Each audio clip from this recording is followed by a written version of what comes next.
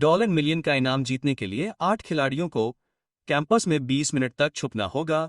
उन्हें $1 मिलियन मिलेंगे। खिलाड़ी एक यूना चाय समारोह कक्ष के कोने में छिपना चाहती थी। थोड़े से बदलाव के बाद वो बस बैठने के लिए काफी बड़ा हो गया। फिर चारों ओर कुछ प्रॉप्स लगाए। केवल बॉक्स को बाहर निकालने पर ही आप उसे देख सकते थे। खिलाड़ी दो मात्सुओ को अभी भी अपना चेहरा दिखाना पसंद था। उसने कैलीग्राफी क्लासरूम से घड़ी निकाली और खुद को घड़ी के चेहरे के रूप में छिपाने के लिए लटका दिया। इसके अलावा इस ऊंची जगह का पता आसानी से नहीं चल सकता था। इसके बाद काकुटा, अकियामा और ओकाबू ने एक ही जगह पर छिपने का फैसला किया। संगीत कक्षा की दीवार की संरचना के आधार पर उन्होंने 3 अलग अलग छिपी हुई जगहों का विस्तार किया। एक ही जगह को बार बार खोजे जाने की संभावना कम थी। अगर एक व्यक्ति मिल भी जाता तो बाकी 2 अंत तक सुरक्षित रूप से छिप सकते थे। खिलाड़ी 6 युमे को कभी भी नियमों के अनुसार नहीं खेलता था। उसने देखा कि स्कूल के गलियारे में बर्फ की मशीनें लगी हुई थी जिनमें बर्फ के टुकड़े भरे हुए थे। ये बहुत ही शानदार था।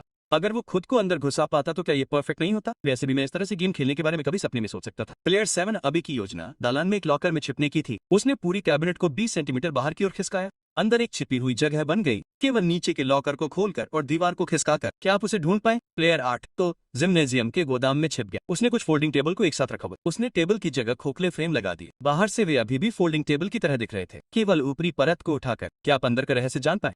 जैसे ही उल्टी गिनती खत्म हुई, पूरे स्कूल के छात्र कैंपस के हर कोने में भाग गए। जल्द ही छात्रों का एक बड़ा समूह संगीत कक्षा में भाग गया। यहाँ 3 छिपे हुए थे, लेकिन उन्हें कुछ भी असामान्य नहीं मिला। यूना के स्थान पर भी कई लोग थे। छात्रों ने हर कैबिनेट को खंगाला। सौभाग्य से उन्होंने स्टोरेज बॉक्स नहीं निकाला।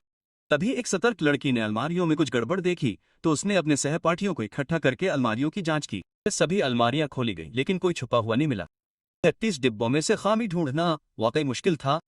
इसी दौरान 2 लड़कियां कैलीग्राफी क्लासरूम में आईं। मत्सुआ इतना डर गया कि हिलने की हिम्मत नहीं हुई।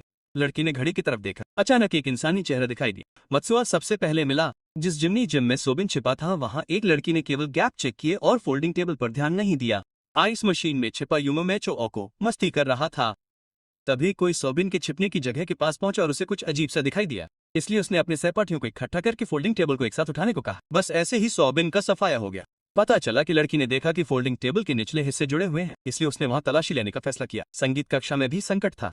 एक लड़की ने दीवार की जांच की और उसे दरवाजे का हैंडल मिला, लेकिन उसने उस पर ध्यान नहीं दिया। काकुटोआ ने राहत महसूस की। अप्रत्याशित रूप से एक और लड़की आई, दरवाजे का हैंडल खींचा और सफलतापूर्वक काकुटोआ को ढूंढ लिया। किकुटो ने शिकारी का ध्यान अपने साथियों की सुरक्षा के लिए खींचा।